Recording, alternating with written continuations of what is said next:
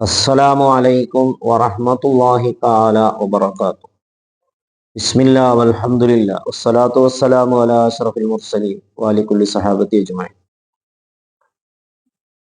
വിശുദ്ധമായ ബലിപെരുന്നാളിൻ്റെ ആഘോഷിക്കാനുള്ള ഒരുക്കത്തിലാണ് ലോകത്തിൻ്റെ നാനാഭാഗത്തും മുസ്ലിം സമുദായം. അതിൽ ഏറ്റവും പ്രധാനപ്പെട്ട ഒന്നാണ് ബലികർമ്മം നടത്തുക എന്നുള്ളത്. ബലികർമ്മം ഖുർആൻ കൊണ്ടും സുന്നത്ത് കൊണ്ടും ഇജ്മാ കൊണ്ടും എല്ലാം സ്ഥിരപ്പെട്ട മഹത്തമായ ഒരു കർമ്മമാണ്. ഹസൻ റളിയല്ലാഹു അൻഹു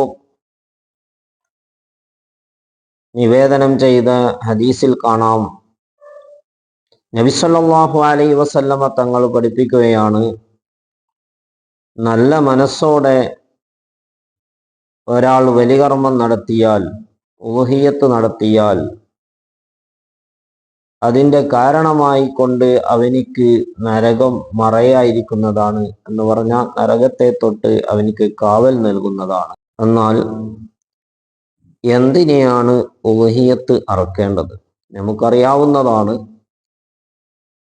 ആട്, അതുപോലെ തന്നെ മാട് എന്ന് പറയുമ്പോൾ കാള, പോത്ത്, എരുമ, പശു എല്ലാം പെടും. അതുപോലെ ഒട്ടകം എന്നീ മൃഗങ്ങളാണ് ഉളുഹിയ്യത്ത് നിർവഹിക്കാൻ പറ്റുകയുള്ളൂ. അതേ സ്ഥാനത്ത് കാട്ടാട്, അതുപോലെ തന്നെ മാന്, കാട്ടുപോത്ത് ഇവകളൊന്നും ഉളുഹിയ്യത്ത് അറക്കാൻ പറ്റുന്നതല്ല. ഇനി ഉളുഹിയ്യത്ത് മൃഗത്തിൽപ്പെട്ട നേരത്തെ പറഞ്ഞ ഒട്ടകം, അതുപോലെയുള്ള ആട് എന്നീ മൃഗങ്ങളും ഉളുഹിയ്യത്തിൽ പെടാത്ത മറ്റു മൃഗങ്ങളും പരസ്പരം സംയോജിച്ച് അതിലുണ്ടായ കുട്ടിയും ഉളുഹിയ്യത്തിന് പറ്റുന്നതല്ല. അതേ സ്ഥാനത്ത് ഉളുഹിയ്യത്തിന് പറ്റിയ മൃഗങ്ങളിൽ നിന്ന് തന്നെ വ്യത്യസ്തമായ മൃഗങ്ങൾ സംയോജിച്ചുണ്ടായാൽ അതുകൊണ്ട് ഉളുഹിയ്യത്ത് അറക്കാവുന്നതാണ്. ഉദാഹരണത്തിന് ഒട്ടകവും മാനും പരസ്പരം ബന്ധപ്പെട്ടുണ്ടായ കുട്ടി, അത് ഉളുഹിയ്യത്തിന് പറ്റുന്നതല്ല. അതേ സ്ഥാനത്ത് ഒട്ടകവും ആടും പരസ്പരം ബന്ധപ്പെട്ടുണ്ടായതാണെങ്കിൽ അതുകൊണ്ട് ഉളുഹിയ്യത്ത് സാധുവാകുന്നതുമാകുന്നു. അത് ഉളുഹിയ്യത്ത് അറക്കാനുള്ള മൃഗത്തിന്റെ പ്രായം. ഉളുഹിയ്യത്തിന്റെ മൃഗത്തിന് നിശ്ചിത വയസ്സ് നിബന്ധനയുണ്ട്. പ്രായമെത്തിയിട്ടില്ലാത്ത മൃഗത്തെ അറവ് നടത്തിയാൽ ഉളുഹിയ്യത്ത് ലഭിക്കുന്നതല്ല. ഒട്ടകം 5 വയസ്സ് പൂർത്തിയായി 6ാമത്തെ വയസ്സിലേക്ക് കടന്നതാവണം. അതുപോലെ തന്നെ മാട് 2 വയസ്സ് പൂർത്തിയായി 3ാമത്തെ വയസ്സിലേക്ക് പ്രവേശിച്ചതാവണം. ഇതുപോലെ തന്നെയാണ് കോലാടും. 2 വയസ്സ് പൂർത്തിയായി 3ാം വയസ്സിലേക്ക് പ്രവേശിച്ചതാവണം. അതേ സ്ഥാനത്ത് നെയ്യാട് 1 വയസ്സ് പൂർത്തിയാകുകയോ ആ 1 വയസ്സ് പൂർത്തിയാകുന്നതിൻ്റെ മുമ്പ് അതിൻ്റെ പെല്ല് പറഞ്ഞാലും അത് സഹിയാകുന്നതാണ്.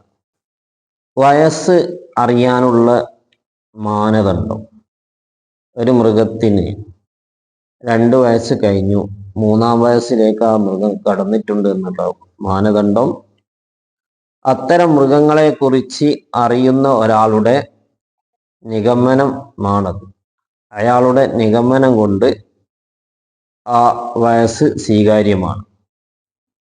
ഇനി അങ്ങനെയല്ല, വിശ്വസ്തനായ ഒരാളിൽ നിന്നാണ് മൃഗത്തെ കച്ചവടം നടത്തുന്നത്, അയാളിൽ നിന്ന് തന്നെ പ്രസവിക്കപ്പെട്ട മൃഗമാണെങ്കിൽ അയാൾ പറയുന്ന ആ വയസ്സും സ്വീകാര്യമാകുന്നതാണ് എന്നാണ് മഹാന്മാരായ ഫുഖഹാ നമ്മെ പഠിപ്പിച്ചിട്ടുള്ളത്. ഉളുഹിയ്യത്ത് ഇനി ഏറ്റവും ചുരുങ്ങിയത് ഒരാടിനെ അറക്കാം. അതേ സ്ഥാനത്ത് നേരത്തെ പറഞ്ഞ പോലെ ഒട്ടകവും അതുപോലെ പോത്ത് അങ്ങനെയുള്ള മൃഗങ്ങളൊക്കെ ആണെങ്കിൽ അതിൽ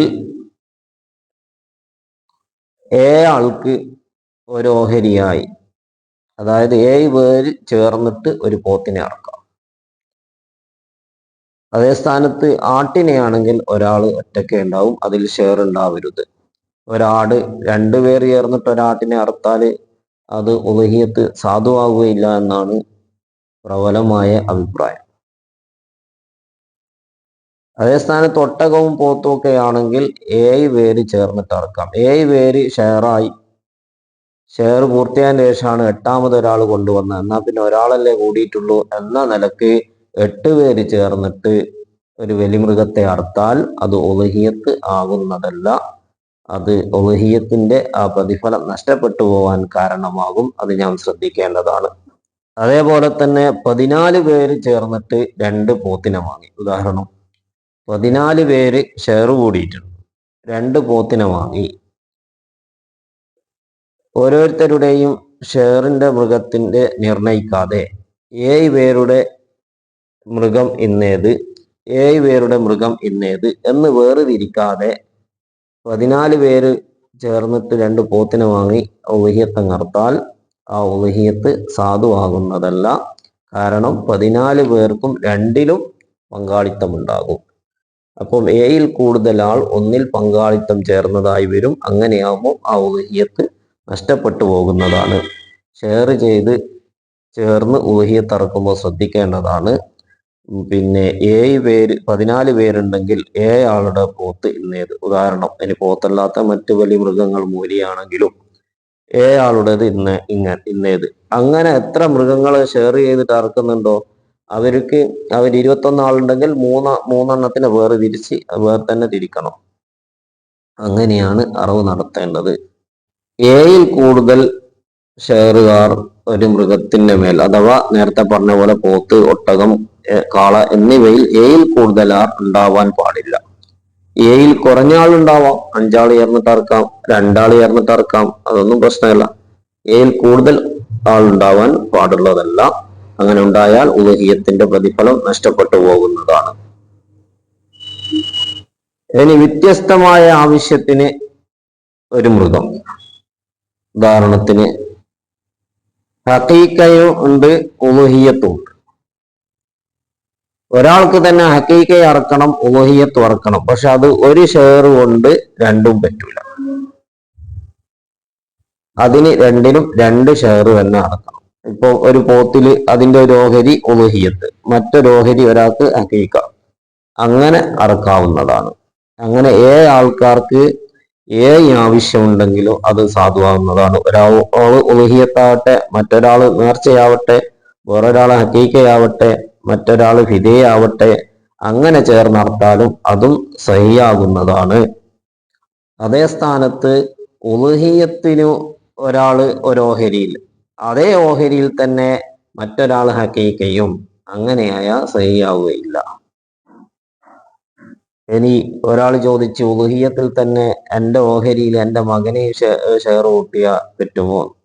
അങ്ങനെ ഷെയർ കൂട്ടിയാൽ അതും സഹിയാകുന്നതല്ല. ഒരു ഓഹരി, അതായത് 7ൽ ഒരാൾ മാത്രമേ ഉണ്ടാകാവൂ. അയാളുടെ മക്കളെയോ മകനെയോ അതിൽ ഷെയർ കൂട്ടരുത്. അത് മറ്റൊരു ഷെയർ ആയിട്ട് തന്നെ ചേരേണ്ടതാണ്. പ്രതിഫലത്തിൽ പങ്കാളികളാക്കാമോ? ഞാൻ ഉളുഹിയത്തിന് ചേർന്നു അറക്കുന്നു, എന്നാൽ എൻ്റെ ഓഹരിയിലുള്ള പ്രതിഫലത്തിൽ എൻ്റെ കുടുംബത്തിനെയൊക്കെ പങ്കാളികളാക്കാം.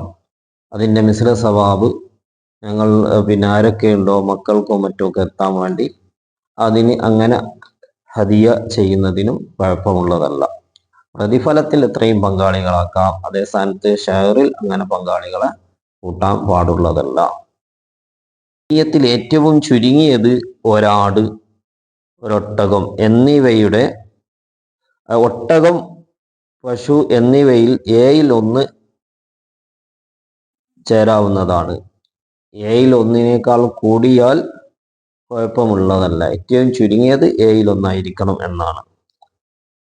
അതിന് അവലംബമായി പറഞ്ഞത്, ഒരാൾക്കിപ്പം 2 പോത്തിനെ അറക്കണം എന്നുണ്ടെങ്കിൽ അറക്കാം. ഒരാൾക്ക് ഒന്നിൽ തന്നെ 2 ഓഹരിയാക്കുക ഉളുഹിയത്താക്കണം എന്നുണ്ടെങ്കിൽ അങ്ങനെയും ചെയ്യാവുന്നതാണ്. കൂടിയാൽ അതിന് പരിധിയില്ല. നബി സല്ലല്ലാഹു അലൈഹി വസല്ലമ തങ്ങൾ 100 ഒട്ടകത്തെ അറുത്തു കൊടുത്തു എന്ന് ഇബ്നു ഖാസിം റളിയല്ലാഹു തആല അൻഹുവിനെ പോലെയുള്ള ആളുകൾ രേഖയായി പറഞ്ഞതായി കാണാവുന്നതാണ്. അതുപോലെ തന്നെ തുഹ്ഫയിലും ഈ സംഭവം അടുത്തുദ്ധരിച്ചിട്ടുണ്ട്. ഇൻഷാ അല്ലാഹ് ഇതിന്റെ ബാക്കി ഭാഗം പിന്നീട് സംസാരിക്കാം. അസ്സലാമു അലൈക്കും വറഹ്മത്തുള്ളാഹി വബറകാതുഹു.